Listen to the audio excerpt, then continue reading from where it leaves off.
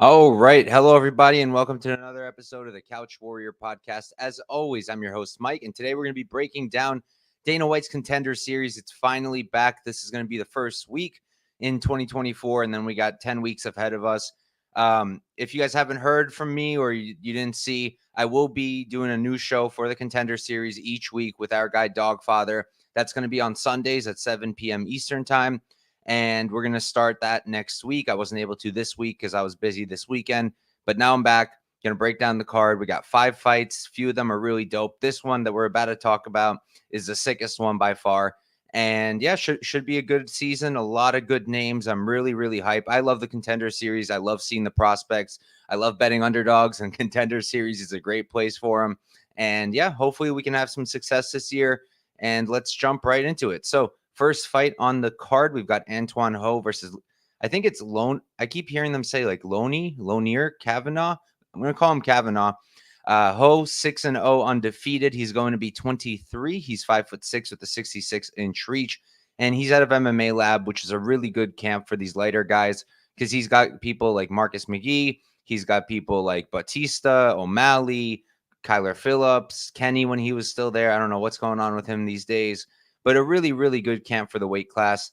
And Kavanagh on the other side, he's going to be 6-0 as well. 25, so he's about 2 years older. 5'4", he's 2 inches shorter. And they did face off, and it seemed like to me that Ho is a little bit bigger, but not like way, way bigger. So for this one, honestly, I kind of wish that they just put these guys into the UFC and let them fight people because I think they're still green, and they're definitely not, finished products, nowhere near. But they're already UFC caliber, and making them fight here, I don't know how much sense it makes because then you're probably only signing one unless it's a war. Then Dana has an excuse to sign both, and it might be. But still, looking forward to it. Both guys super high level. I actually think both guys have really similar styles on the feet. Both guys will switch stances. Both are really smooth. Both are really good at creating angles. You watch these guys, and they're moving a lot, and they're creating angles for their counters. They're really, really nice with their combos. Both of them both have really good kicks, and they're just both really crisp strikers. I like Kavanagh striking a little bit more. I think he's a little bit crisper, a little bit cleaner. I think the counter's a little better. And yeah, that's pretty much it. But I would give Ho the power edge on the feet. So while I think Kavanagh is ever so slightly cleaner, I think Ho's hits a little bit harder.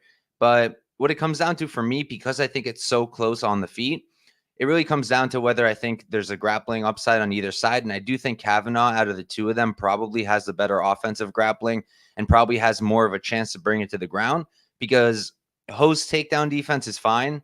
His scrambling is really, really good, and it's hard to hold the guy down, but his takedown defense isn't that great. Kavanagh's takedown defense is really good. I mean, the kid does everything you want to see. Hand control immediately, hips, underhooks, everything he's got to do, he's on point. And if he does get taken down, he blasts right back up. So I feel like if Ho does get him down, even though I think it's super unlikely, I think Kavanagh pops right back up. Whereas I can see Kavanagh taking him down, controlling him, maybe taking the back. But Ho will be very difficult to hold down because he's a really good scrambler.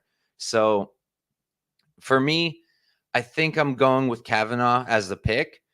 But this is close to 50-50 for me. I think maybe like 55-45 in favor of Kavanagh. And the line's minus 170 on Kavanagh. So while out of the two of them, I rather have my money on him. If the line keeps going and I can get Ho like plus 170, I know some people who got him there or maybe a little bit better than that, then I would hop in because it's a really close fight. Both guys are really good. And out of the two of them, I do think Ho is probably more likely to finish. I don't think there's going to be a finish, but I've seen Kavanagh hurt before, and Ho does hit really, really hard. So, yeah, picks Kavanagh. Value is probably on Ho.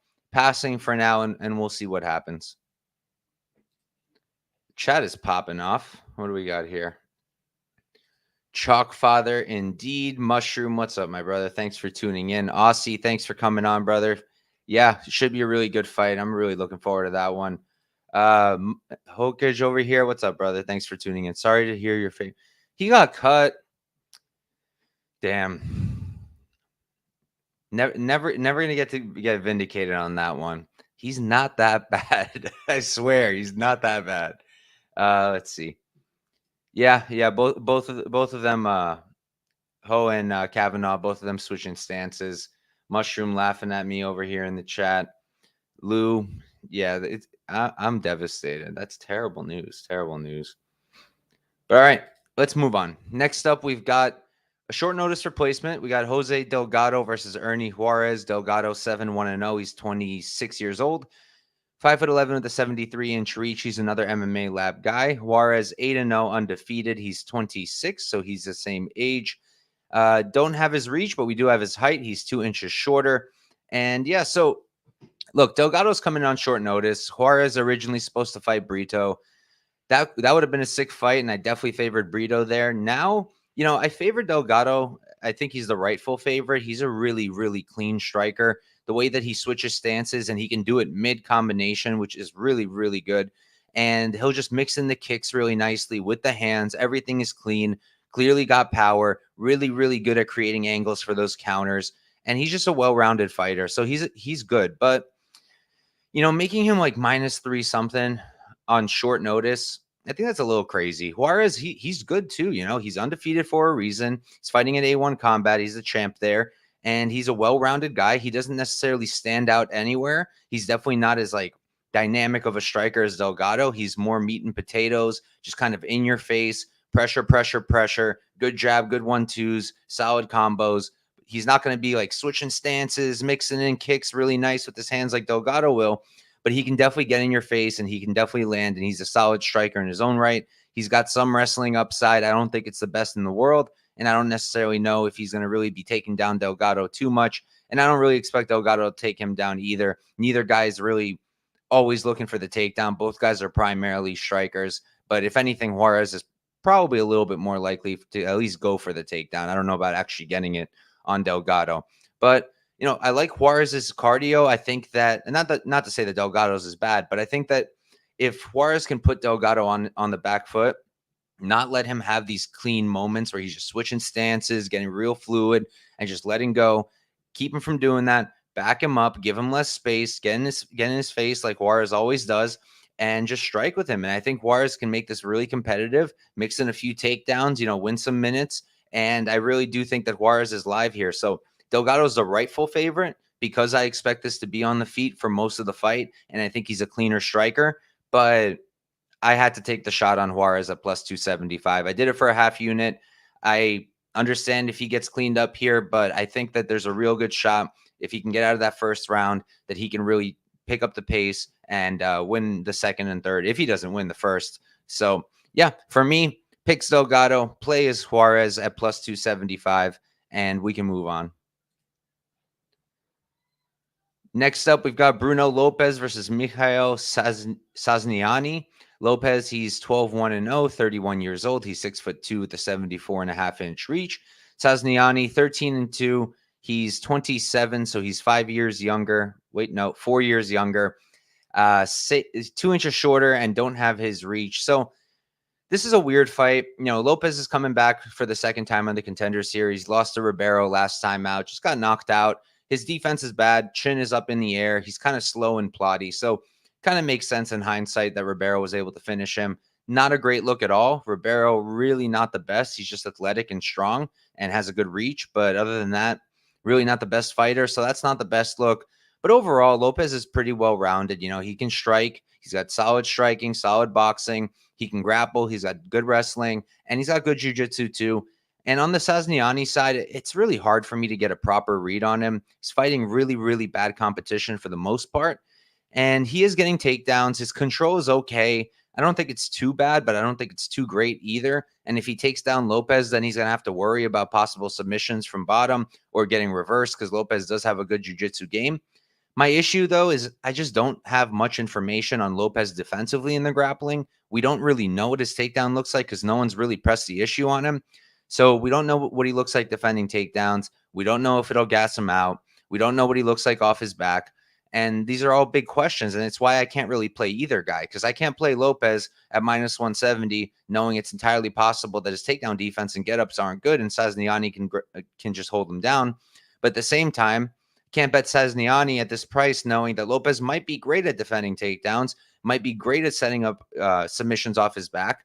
And if he can keep this up on the feet, Lopes, I think Lopes should be able to win, because Sazhiniani's got pretty much nothing in the striking department. He has a big overhand right, and that's pretty much it. I think he's pretty slow. I think he's pretty hittable. And that's really like his main thing is the wrestling. And I think his wrestling is good. I think he's explosive, powerful, pretty good timing on the takedowns. But I don't think he can stand with Lopes, really. He can maybe catch him. We've seen Lopes hurt now. We've seen him get knocked out. And we know he doesn't have good defense and he's slow and plotty. But again, just banking on an overhand right landing, I don't like it. Sazhiniani doesn't have much else to offer other than that, other than the wrestling. And again, Lopes very well might have good takedown defense. I just don't know. So I lean Lopes. If Sazhiniani hits like plus 200, I'd be willing to put a half unit on it for possible wrestling upside, but I'm probably going to stay away from a money line. What I did here instead was I just played the over 1.5 at plus 110. I know that's a little bit scary because we're dealing with 205 and both of these guys usually go under. But the way I see it is I think that Sazhiniani is going to wrestle early and often. And whether or not he gets the takedowns, whether he gets it or if he's just grinding up against the fence, I think they're going to be killing time off that clock. So I do think that we have a decent shot at going over. I think it hits more often than not. So I don't think it should be plus money. And it is. So I took the shot and we'll see how that plays out. Is it possible that, one of them gets bonked or Lopes gets an early sub? Yeah, it's possible. But for a 1 unit shot, I was down to do it at plus 110. So that's the only play I have on this fight. All right. Next up, we've got another last minute switch up. We have Meng Ding versus Rami Hamed. Ding, he's 34, 8-0. He's 29 years old, 6'2" with a 75-inch reach. Hamed on the other side, he's 12, 3-0. He's 33, so he's 4 years older, 1 inch shorter, and he's going to be at a 4-inch reach disadvantage.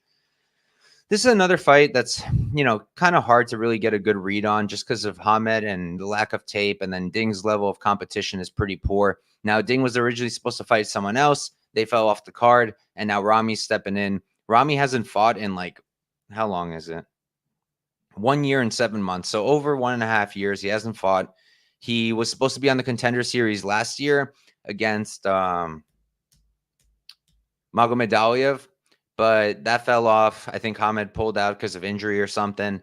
And then he just sat out and he got the call up again on short notice. So now he's here. I don't know if he's been ready. Based off his Instagram, it appears to me that this entire time he's been in the gym, but I don't really know what he's been up to. I don't really know why he took off so much time. So those are big questions, but it's an interesting fight here. Both guys are pretty weak in the grappling department. Hamed, you can take him down. You can sub him. He doesn't really do well off his back. And Ding, also, the takedown defense is pretty damn poor. He's getting taken down by guys who aren't very good at all. So neither guy is much of a grappler. Out of the two of them, the only one I've actually seen shoot takedowns is Ding. So I have to think that if anyone's going to go for takedowns, it's going to be Ding. Whether he gets it or not, I'm not sure. It's not like Hamed has horrible takedown defense. He can probably keep it on the feet. But I do think we're probably going to be standing. Possible wrestling upside for Ding, but I wouldn't put too much into it. I don't like his offensive wrestling when he does go for it. On the feet, Hamed, he has the karate-ish style. I'm not ready to call it karate because it doesn't really look like it to me, but he does the stance, right? Like the bouncy stance, wide open with the hands. He does a lot of kicks. Most of his weapons are kicks. Most of what he throws are kicks, and he throws a ton of leg kicks, just a ton of them. And then he'll mix it up. He'll go to the body and the head with them as well. His hands are okay, but I'm not crazy about them. His finishing ability is also okay, but he's gone to a decision multiple times now with guys who aren't very good at all. And I feel like if he doesn't get an early finish, he's not really great at finishing later in fights. But, if he's really kicking those calves, that could come later. And yeah, he's a decent striker, but I'm not crazy about him. I think if you back him up, you take away that space from the kicker, it becomes a lot harder for them to use their game. And Ding has good forward pressure. He's a good boxer. I like his hands a lot more than I like the hands of Hamed. Now, Hamed will have better kicks. Ding will have better hands. But if Ding can back him up, push him up against the fence, I think he can do a lot of good work standing. I favor him a bit. I think he's got more power. And yeah, I lean on the Ding side, just all of that, right? So power upside, better hands. And if anyone's going to have a wrestling upside here, it's going to be him. But at the same time, to bet him at minus 200 when he hasn't been super impressive against low level competition, it's hard to get there because Hamed's not horrible either. He's pretty good. And if this is a striking fight, which I expected it's going to be, it should be relatively close. So I lean Ding. Don't think I'm going to get to a bet on either side. I just don't have enough information. But yeah, that's really all I got here. And we can move on to the main event. We've got Mansur Abdul-Malik versus Wes Schultz. Malik, he's 5-0 undefeated, 26 years old, 6'2" with an 80-inch reach. On the other side, Schultz, 6'1" he's going to be 28, so he's 2 years older. Same height, and he's going to have a 4-inch reach disadvantage. I think the height is wrong, though. We saw the face-offs earlier today, and Schultz definitely looked taller than him, so I think the height's a little bit off. But look, I understand the hype kind of with Malik. Now, I do have to say there's very, very little information on Malik, like in terms of tape. From what I had 2 fights. I had his most recent fight where he pretty much immediately went for the takedown. They pushed up against the fence. Eventually, he got him down, and then he finished him with really nasty ground and pound. The dude clearly hits super hard, super explosive, super athletic, good wrestling background.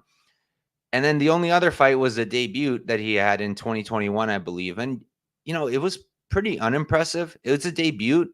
I normally wouldn't even look at those too much, but when you're 5-0 and you only got into pro MMA in 2021, I feel like that's still valid tape. That's still going to give you information. And there were a few things that stood out there. So the first thing, it just kind of showed me just how green that he is. He gets the guy down to his knees, right? And then he goes for a half Nelson. And if you wrestled before in high school, college, whatever, a half Nelson is like one of the very first moves you learn. It's what you do to get a person on their back, right? So say you take someone down, you're behind them, you flatten them out onto their stomach, and then you try to go for a half Nelson. And that's going to put them on their back so you can pin them. You don't really do that in MMA because it's just different. And a half Nelson doesn't really work in MMA. And he goes for a half Nelson and he starts pushing for it, and he doesn't get it because they don't really work in the cage.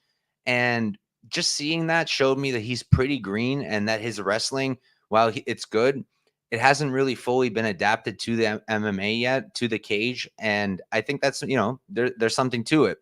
And other than that, he also got hurt in that fight. So there's possible chin issues because that dude doesn't seem to hit hard. And the other thing is, after about 2 minutes, he looked gassed. Absolutely gassed. Now, again, first fight. Since then, he's had 4 more. But that was the longest one. They never went past like 2 minutes after that. He's never been out of the first round. 4 minutes was his longest fight. And that was his first one, the pro debut. So for me, those are pretty concerning things. With Schultz, he's not the most impressive guy out there. Doesn't have the same build as Malik where he's super scary. He doesn't have the same crazy power. And he's a little bit thinner, but I think he's still pretty good, and I think a lot of people are looking at the Buka fight and they're like, yeah, Buka was able to dominate him in the grappling. Malik is a really good wrestler. 1 + 1 = 2. Malik will out-grapple him and win the fight. But look, I know people can't get Buka right to save their lives. Pat myself on the back there. I've been doing pretty good capping Buka. Bet him against Hanicombe. Bet against him with Almeida. And I just think that people keep, like, the recency bias with Buka is crazy. 1 second, he's really good. 1 second, he's horrible. And now, because he lost, everybody's calling him horrible. So by definition, Schultz lost to him. Schultz must be horrible. I got to disagree really strongly there. Buka's a good wrestler. And the difference between him and Malik is that we know that Buka could wrestle for 15 minutes. We know that. Short notice, on a camp, doesn't matter. Buka could put together 15 minutes of hard pace wrestling, just nonstop. We have no reason to believe that Malik can do that. He's never done it. He's never been tested there. And the one time he got extended past 2 minutes, he got tired. So I don't have any reason to believe he can do what Buka did. Maybe he can. I just don't, right now, I don't think that he can. And with Schultz, with Malik striking, we have very little info on his striking, again, because usually he just goes straight for takedowns, and we have very little tape. But to me, it seems like his striking isn't too good, overextends a lot, depends on the power. And Schultz isn't the best striker either. He's certainly not a sniper, but he's got some nice kicks. He could definitely time that because Malik's striking defense doesn't seem great. And if he's overextending, a kick will be there. And Schultz does have decent hands too. Schultz is also coming from a wrestling background. He's also a solid wrestler. I think he's got better jiu-jitsu. Again, from at least what I've seen, I have very little info, very little tape on Malik. But the way I see this going, if Malik can't put him away early and he starts trying to grapple with him, I think he's going to gas. And I think Schultz is going to take over in 2 and 3. And I think that Schultz could win this fight. I think he can sub Malik late. I think maybe he can get a ground and pound TKO, or I think he can get a decision. So we're going to see what the props look like once they're out. I already played Schultz at plus 245 for half a unit. Considering making it a full unit, I'm just a little bit scared because Malik does look like a beast. And this is kind of a place where in Contender Series, these guys tend to shine. But I think at a half unit, when I know that, Schultz doesn't have the best cardio either, but at least I know he can go 15 minutes. At least I know he'll still be doing stuff in round 2 and 3. Whereas with Malik, I don't know. But from what I've seen, he seems to gas really quickly. So, yeah, plus 245 on Schultz. I like it. Half a unit. And we'll see what the props are. When Bet Online, I guess it opened it for a sec. I don't know. Fight Odds is showing me that the decision on Schultz was plus 1,100. They closed it on Bet Online, so that's not there right now.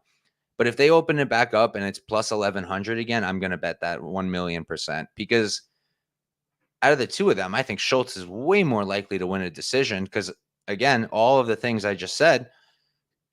But yeah, it's going to be plus 1,100. To me, that's pretty crazy. So I'm pretty interested in that, and I'll be checking that out once those props are out. But that's really it. Schultz is the pick and the play. And that's it, guys. That's week 1 for Dana White's Contender Series. Next week, we already have another really great card. Looking forward to it. Again, going to be breaking that down with our guy Dogfather on Sunday. And yeah, for UFC, we got 305 coming up this week. I'm going to be probably putting out a video tomorrow. I know that Contender Series is tomorrow, but it starts at 7. My show will probably start around 9:30. So we'll probably be missing 1 or 2 fights from the Contender Series. It is what it is. I can't go live much later, and I can't go live on Wednesday or Thursday. So it's going to have to be that day.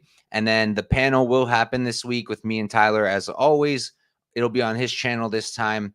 Don't know yet which day or time. We usually do Thursday, but again, this week I can't do Wednesday or Thursday, so we might do it on Friday.